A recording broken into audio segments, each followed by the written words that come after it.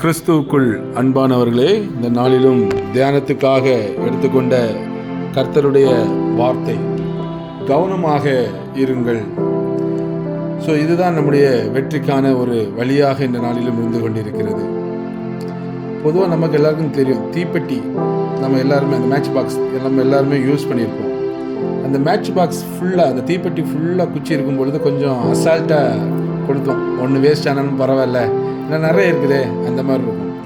ஆனால் அதே தீப்பெட்டி தீர்ந்து லாஸ்ட்டில் ஒரே ஒரு குச்சி நம்ம யூஸ் பண்ணுற ஒரு சூழல் வரும் பாருங்க. அப்போ ஒரு சின்ன பதட்டம், ஒரு கவனமாக ஞானத்தோடு அது அநேகவே நீங்கள் கையாண்டிருப்பீர்கள். ஏன்னா அது அணிந்து போச்சுன்னா வேஸ்ட் ஆகிட்டுனா ஒன்றும் பண்ண முடியாது, அதுக்கப்புறம் ரொம்ப டைம் ஆக அடுத்த ஒன்று வாங்கணும், அந்த மாதிரி ஒரு கவனம் இருக்கும். அதே போல் தான் இன்றைக்கி அந்த முதல் குச்சியில் அதாவது இந்த கடைசி குச்சியில் நமக்கு இருக்கும் கவனம் முதல் குச்சியிலே இருந்தால் வாழ்க்கையிலே நம்ம அநேக வெற்றிகளை பெறலாம். ஆவிக்குரிய வாழ்க்கையிலும் அதே போல தான் ஆண்டவருக்குள்ளாக நம்ம ஆரம்பத்திலேருந்து எப்பொழுதுமே ரொம்ப அலர்ட்டாக இந்த தீப்பெட்டி குச்சியிலே கடைசி குச்சியில் இருக்க கவனத்தை போல ஆண்டவரோடு நாம் எப்பொழுதும் இருப்போமானால் நிச்சயமாக நமக்கு ஒரு பெரிய வெற்றி கிடைக்கும், எந்த மாற்று கருத்தும் இல்லை. இன்னைக்கு நமக்கு ஆவிக்குரிய வாழ்க்கையில் ஒரு கவனம் ரொம்ப தேவையாக இருக்கிறது.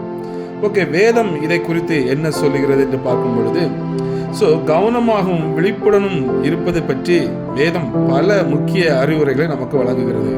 வாழ்க்கையில் நம்ம விழிப்புடன் இருக்க, தவறான பாதைகள் இருந்து விலகி நிற்கவும் வேதம் நமக்கு அநேக வழிகாட்டுதலை கொடுக்கிறது. நமக்கு எல்லாருக்குமே தெரியும். முக்கியமா நம்ம எதிரியுடன் நம்ம விழிப்புணர்வாக இருக்கணும். யார் நமக்கு எதிரி? பிசாசு. விசுவாசிகள் தங்கள் வாழ்க்கையில விழிப்புடன் இருக்க வேண்டும் எப்பொழுதும். ஏன்னா எதிரியான பிசாசு எப்பொழுது வேண்டுமானாலும் சோதிக்க காத்திருப்பதால் நம்ம நிதானமான மனதுடன் கவனமாக இருக்க வேண்டும் என்று வேதம் நமக்கு ஒரு எச்சரிப்பு கொடுக்கிறது. இந்த பிசாசனுடைய விஷயத்துல கவனமாக இருக்கணும். எப்படி இந்த தீக்குச்சி கடைசி தீக்குச்சிக்கு மேல இருக்க கவனத்தை போல இந்த கவனம் நமக்கு எப்பொழுது ஒவ்வொரு காரியம் செய்யும் பொழுது அந்த ஒரு கவனம் நமக்கு இருக்குமானால், நம்ம ஜெபித்து ஒவ்வொரு காரியங்களும் நம்ம பண்ணுவோமானால் இந்த பிசாசை எளிதாக நாம் வெற்றி பெற்று கடந்து செல்லலாம். அதனால்தான் வேதம் நமக்கு கவனமாக விழிப்புடன், கவனம் என்பது கொஞ்சம் விழிப்புடன் இருக்கிற அந்த மீனிங் தான், கவனமாக இருக்க நம்ம அழைக்கிறது. அடுத்தது பார்த்தீங்கன்னா ஞானமாக இருக்க வேண்டும். ஏனென்றால் நாட்கள் பொல்லாதவையாக இருப்பதால் காலத்தை மீட்டுக்கொண்டு ஞானமற்றவர்களாக நாம் நடவாமல் ஞானிகளாய் கவனமாக நடந்து கொள்ள வேண்டும் என்று எபேசியர் 5 அந்த 15-16 வசனங்களை நம்ம பார்க்கும் பொழுது இருக்கிறது. ரொம்ப கவனமாக இருக்க வேண்டும். அடுத்ததாக நம்முடைய வாழ்க்கையில பார்க்கும் பொழுது வார்த்தைகளிலே கவனமாக இருக்க வேண்டும். மரணமும் வாழ்வின் நாவின் அதிகாரத்தில் உள்ளது என்று நீதிமொழி 18:21 நம்ம பார்க்கிறோம். நாம் பேசும் ஒவ்வொரு வீணான வார்த்தைக்கும் கணக்கு ஒப்புவிக்க வேண்டும் என்பதால் நாவை காத்துக்கொள்வதிலும் மிகவும் நம்ம கவனமாக இருக்க வேண்டும். ஆண்டவருடைய பிள்ளைகள் இஷ்டத்துக்கு பேசக்கூடாது, கண்ட காரியங்கள் எல்லாம் பேசியிருக்க கூடாது. நம்ம வார்த்தைகள் ஆண்டவரை புகழ்பாடுவதாகவும் அவரை ஸ்தோத்தரிப்பதற்குமாக அதிகமாக இருக்க வேண்டும். மற்றவரிடம் பேசும் பொழுது கவனமாக பேசுங்கள். ஒவ்வொரு வார்த்தைக்கும் கணக்கு ஒரு நாள் கொடுக்க வேண்டி இருக்கிறது. வாயின் வார்த்தைகள் ரொம்ப முக்கியம். அடுத்ததாக உலக கவலைகளிலே நம்ம கவனமாக இருக்க வேண்டும். உலக கவலைகள் அதிகமாக செலுத்தாமல் கர்த்தருடைய வார்த்தைக்கும் அவருடைய சித்தத்திற்கும் முழு கவனத்தை செலுத்தும்படி வேதம் நமக்கு கூறுகிறது. கவலைப்பட வேண்டாம் என்றும் ஆண்டவரின் மீது நம்பிக்கையும் உறுதியுமாக இருக்கவும் வேதம் நம்மை அழைக்கிறது. இதுதான் நம்ம எல்லா இடமும் நம்ம பார்க்கிறோம். அதனால கர்த்தர் மீது நம்ம நம்பிக்கையா இருக்கணும். முக்கியமா ஒரு காரியம் நம்ம பார்க்கும் பொழுது நமக்கு எல்லாம் தெரியும், இந்த 10 கன்னிகைகள் இல்லையா? இயேசு சொன்ன ஒரு ஓமை மத்தேயு 25:1-13 வரை பார்க்கும்போது இந்த ஓமை அங்கே சொல்லப்பட்டிருக்கிறதை நம்ம பார்க்க முடியுது. இயேசு கிறிஸ்துவின் வருகையை குறித்து அங்கே சொல்லப்பட்டிருக்கிறது. மணவாளனை, அதாவது மணமகளை எதிர்கொண்டு நம்ம அணைந்து செல்கையில் விளக்குடன் 10 கன்னிகைகள் தோழிகைகள் காத்திருந்தன. அதில் புத்தியுள்ளவர்கள் 5 பேர். இவர்கள் தங்கள் விளக்குகளுடன் கூடுதலாக எண்ணெயும் தயார் செய்து வைத்திருந்தனர். புத்தில்லாதவர்கள் ஒரு 5 பேர். இவர்கள் விளக்குகளை மட்டும் எடுத்துக்கொண்டு கூடுதல் எண்ணெய் எடுத்து செல்லவில்லை. மணமகன் வருவதற்கு தாமதமான போது விளக்கு அணையாமல் இருக்க புத்தியுள்ளவர்கள் தங்கள் எண்ணெயை பயன்படுத்தினார். ஆனால் மற்றவர்கள் எண்ணெய் வாங்க வெளியே சென்ற நேரத்தில் மணவாளன் வந்துவிட அவர்கள் திருமண வீட்டுக்குள் செல்ல அனுமதிக்கப்படவில்லை என்று வேதம் சொல்கிற ஓமை. இது எல்லாருக்கும் தெரிஞ்சதுதான்.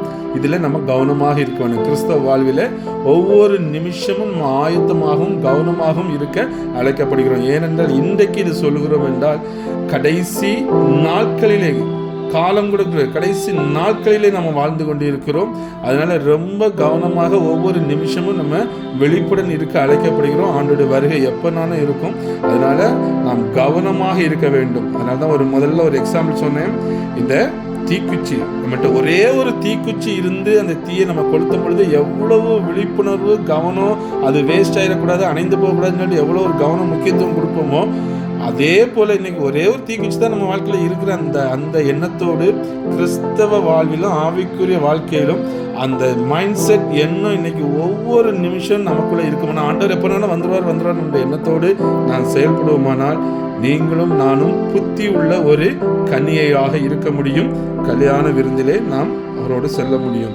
அதனால் நாம் கவனமாக இருக்க அழைக்கப்படுகிறோம். நம்ம பைபிள் பிரகாரம் கவனமாக இருப்பது என்பது பயத்தோடு வாழ்வதல்ல. அது மாறாக அறிவுடனும் விவேகத்துடனும் நாம் ஞானத்துடனும் தேவ ஞானத்துடனும் கர்த்தருடைய வழியிலே நடப்பது தான் கவனமாக நடப்பது என்பது வேதம் நமக்கு கூறுகிறது. அதுக்காக பயந்து ஐயோ அந்த மாதிரி இல்லை.